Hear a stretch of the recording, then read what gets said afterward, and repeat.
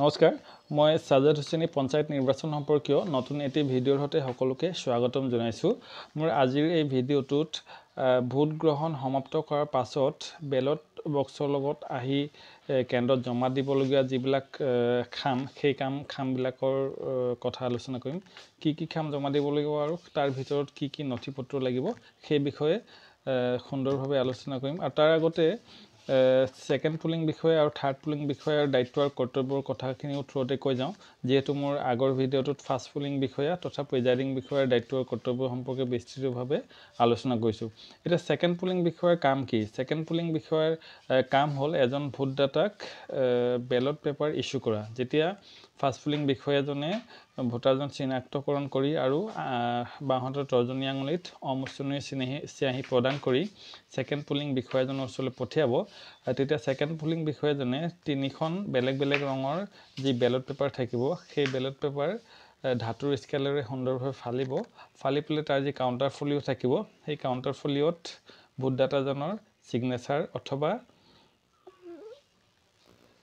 টিপ সহি ল'ব সাধাৰণতে টিপ সহি লোৱাটো উচিত তাৰ পৰা সময় কম লাগে কিন্তু যদি কোনো এজন ভোটদাতাই কয় যে মই সহি কৰিম তেতিয়া তেওঁক সহি কৰিবলৈ দিব লাগিব তো এই যি কাম হ'ল সেই কামটো হ'ল সেকেন্ড পুলিং বিষয়াৰ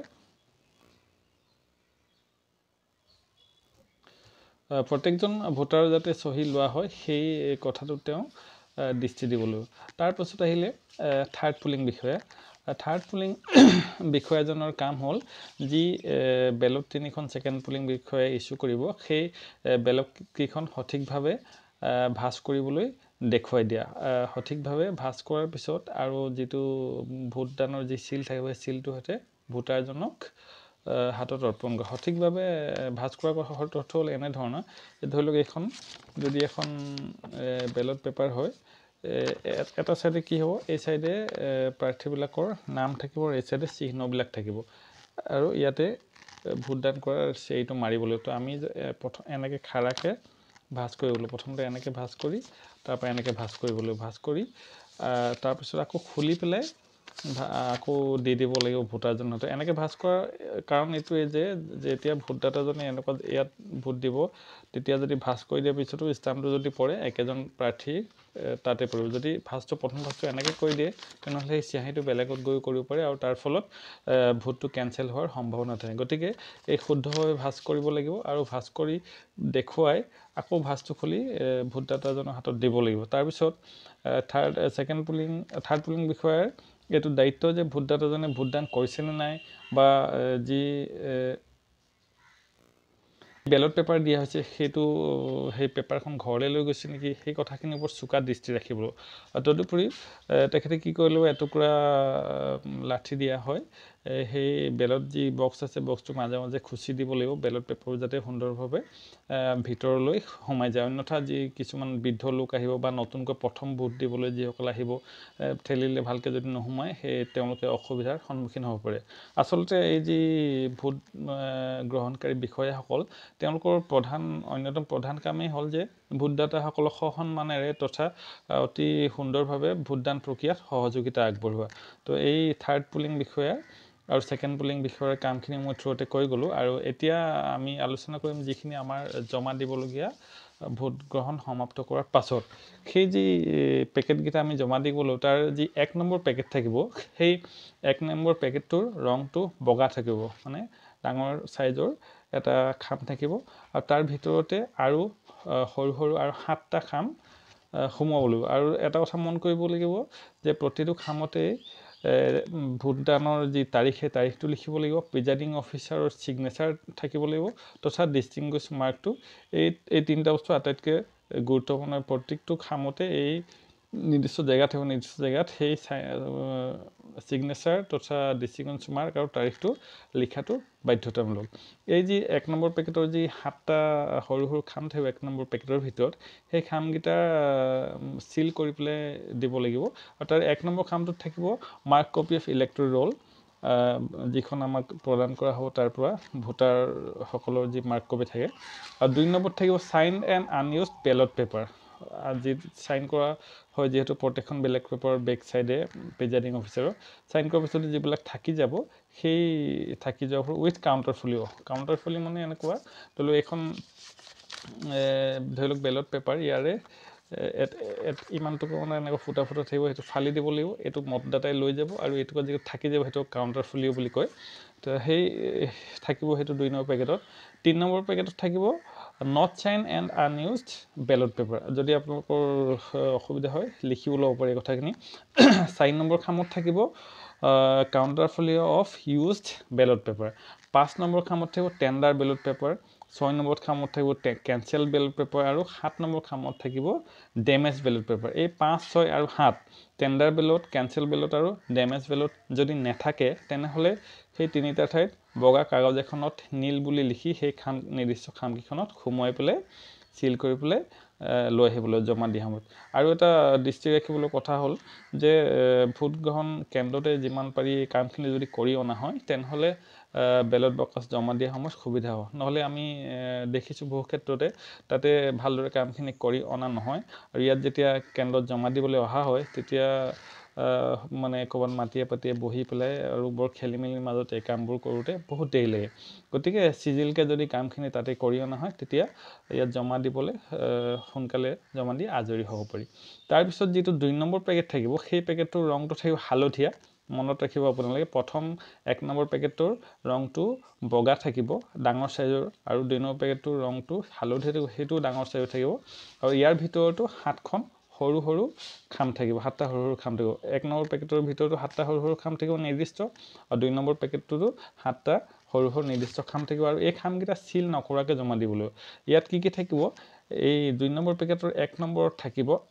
আদাৰ কপি অফ ইলেক্ট্ৰলৰ দুটা কপি দিয়ে ইউজ কৰাটো থাকিব বেলেগত এইটো হ'ল ইউজ নকৰাটো 2 নম্বৰত থাকিব appointment letter of polling agents আমি পলিং এজেণ্টসকলক যিবোৰ এপইণ্টমেণ্ট লেটাৰ প্ৰদান কৰিম সেইবোৰ ইয়াত থাকিব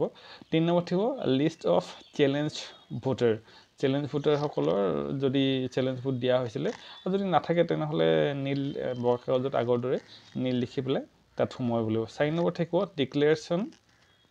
অবটেইনড ফ্ৰম ইলেক্ট্ৰল এজ মানে বয়সৰ ক্ষেত্ৰত যদি কিবা ডিক্লেৰেশ্যন দিবলগীয়া থাকে তেতিয়া সেই তাত সোমাই পেলাই দিব লাগিব অন্যথা বগা কাগজত নীল বুলি লিখি দিব লাগিব 5 নম্বৰত থাকিব declaration of companion of blind and infirm voter and list of blind and infirm voter ধৰি লওক কোনোবা যদি ব্লাইণ্ড ভোটাৰ আহে অন্ধ ভোটাৰ আহে তেওঁৰ লগত কোনোবা এজন সহযোগী আহিব লাগিব ভোটদান প্ৰক্ৰিয়াত সহায় কৰিবলৈ সেই তেনেকুৱা যদি ভোট হয় আপোনাৰ চেণ্টাৰত তেনেহ'লে সেই তাৰ বিষয়ে এই ফৰ্মখন fill up কৰি দিব লাগিব 6 নম্বৰ আছে receive book and case in receive of challenge vote যদি আপোনালোকৰ চেণ্টাৰত হয় তেনেহ'লে তাৰ কাৰণে যি মাচুল গ্ৰহণ কৰা হয় সেই মাচুলটো এই খামটোত সোমোৱাই দিবলৈ আৰু 7 নম্বৰত থাকিব আনইউজড এণ্ড কেনচেলড পেপাৰ চিল যিটো আনইউজ আৰু কেনচেল হোৱা থাকিব সেইখিনি এই 7 নম্বৰ খামটো থাকিব 2 নম্বৰ পেকেটৰ 7 নম্বৰ 1 নম্বৰ পেকেটৰ 7টা 2 নম্বৰ পেকেটৰ 7টা এতিয়া হ'ব 3 নম্বৰ পেকেটৰ ৰংটো থাকিব নীলা ব্লু কালাৰ থাকিব আৰু ইয়াতো ঠিক তেনেধৰণে 7টা সৰু সৰু পেকেট ভিতৰত সৰু সৰু খাম থাকিব আৰু এইখিনিও সিল নকৰাকৈ দিব লাগিব মনত ৰাখিব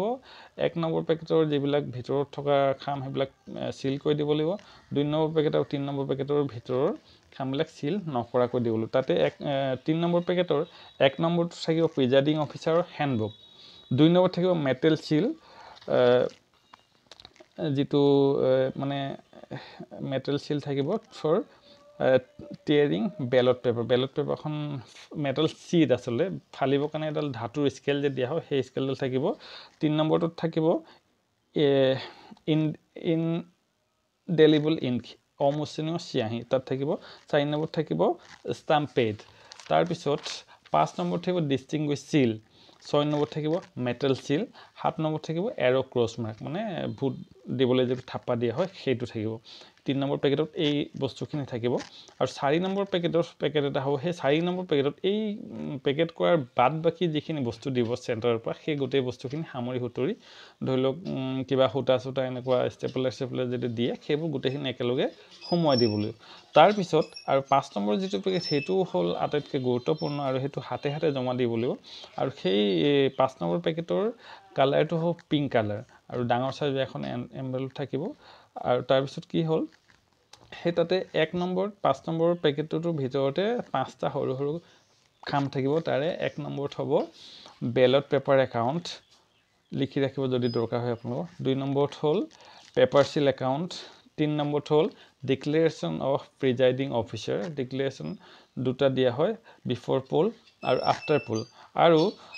যদি বেলট বাকচ এটাতকৈ বেছি ব্যৱহাৰ কৰা হয় তেনেহ'লে আৰু এটা 3 নম্বৰ ডিক্লেৰেশ্যনো দিবলগীয়া হয় আমি জানো যে দুটা বেলট বক্স দি পঠিয়াও যদি ভোটাৰ সৰহ থাকে যদি এটাতে হৈ যায় তেনেহ'লে ঠিকে আছে যদি দুটা ব্যৱহাৰ কৰিবলগীয়া হয় তেনেহ'লে আৰু এটা ডিক্লেৰেশ্যন দিব লাগিব 4 নম্বৰত হ'ল প্ৰিজাইডিং অফিচাৰ ডায়েৰী আৰু 5 নম্বৰত হ'ল ভোটাৰ্ছ টাৰ্ণ আউট ৰিপৰ্টছ এই 5টা বস্তু প্ৰিজাইডিং অফিচাৰজনে হাতে হাতে লৈ আহিব লাগিব আৰু জমা দিয়া সময়ত এইকেইটা তেনেকৈ জমা দিব লাগিব ডাঙৰ যিটো খামত পিংক কালাৰ খামত তাৰ লগতে আৰু এটা গুৰুত্বপূৰ্ণ কথা হ'ল যে ষ্টাম্প পেড মেটেল সিল আৰু ডিষ্টিংগুইছ মাৰ্ক এই বস্তু তিনিটা বেলট বাকচ আৰু কাগজখিনি জমা দিয়াৰ মুহূৰ্তত যিকোনো সময়তে প্ৰয়োজন হ'ব পাৰে গতিকে এই বস্তুকেইটা হাতে পোৱাতে যাতে ৰাখে হঠাৎ দৰকাৰ হ'ব পাৰে এইকেইটা সদায় হাতে পোৱাতে কোনোবা এজন প্ৰিজাইডিং অফিচাৰ পোলিং বিষয়া কোনোবা এজনৰ হাতত দি ৰাখিব আৰু লগতে শেষত এটা কথা কওঁ যে এই যি ভোট গ্ৰহণ প্ৰক্ৰিয়া এইটো এটা সমন্বয় কাম গোটেই এটা টিম ৱৰ্ক হয় গোটেই টিমটোৱে একেলগে সমন্বয়ে যেতিয়া কাম কৰিব তেতিয়া সহজে কামখিনি কৰা হ'ব আৰু ইয়াতে তিনিটা অতিকে প্ৰয়োজনীয় সক্ৰিয়তা সতৰ্কতা আৰু সাৱধানতা এই তিনিটা বস্তু অতিকে প্ৰয়োজনীয় এই তিনিটা বস্তুৰ প্ৰতি আমি সদায় দৃষ্টি ৰাখিব লাগিব তদুপৰি আমি যিদিনাখন চেণ্টাৰলৈ যাম বস্তু সংগ্ৰহ কৰিবলৈ তাৰ আগদিনাখন ৰাতি আমি কেইটামান বস্তুৰ ওপৰত গুৰুত্ব দিবলৈ আমি লগত কি লৈ যাম এইখিনি কথা যদিও সৰু বুলি সহতে হয় কিন্তু এইখিনিও যথেষ্ট দৰকাৰী যে আমি লগত এখন আঁঠুৱা নিতান্তই প্ৰয়োজন লৈ যাব লাগিব এখন বেড কভাৰ তাৰপিছত এখন ব্লেংকেট আৰু এখন শ্বল যিহেতু আজিকালি এতিয়া গৰম দিন আঁঠুৱাখন আৰু আঁঠুৱাৰ লগত আঁঠুৱাখন বন্ধাৰ ৰছী নহ'লে মহৰ উৎপাতত শুবলৈ অসুবিধা হ'ব যেহেতু আমি এদিন আগতেই চেণ্টাৰলৈ যাব লাগিব ভোট চেণ্টাৰলৈ আৰু এটা নিশা তাতে কটাব লাগিব গতিকে এই বস্তুখিনি অতিকে প্ৰয়োজনীয় আৰু লগতে এটা আজিকালি 150-200 টকাত চাৰ্জ কৰা লাইট পোৱা যায় আগফালটো টৰ্চ আৰু পিছফাল মাজতো লাইট হিচাপে যিটো ব্যৱহাৰ কৰে তেনেকুৱা লাইট এটা ফুল চাৰ্জ কৰি যদি লৈ যায় সুবিধা হ'ব যেহেতু বাৰিষা বতৰ বৰষুণ আৰু গাজনিৰ কেতিয়াহে কোনো সম্ভাৱনা নাই তো যদি তেনেকুৱা হয় হয়তো কাৰেণ্ট নাথাকিব পাৰে তেতিয়া এই লাইটটো যথেষ্ট কামত দিব আৰু যেহেতু ৰাতি যদি খুব বৰষুণ দিয়ে তেতিয়া ঠাণ্ডাও লাগিব পাৰে গতিকে শ্বলখন গাত লৈ শুব পৰা যাব